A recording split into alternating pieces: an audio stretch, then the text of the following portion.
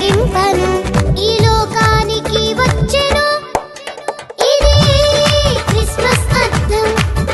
గ్రహించు ఈ పరమార్థం ఇది క్రిస్మస్ అర్థం గ్రహించు ఈ పరమార్థం అర్పించు నీ హృదయం ఇది చిత్రం కాదా దేవుడే భువికి వచ్చెను ఇది చిత్రం కాదా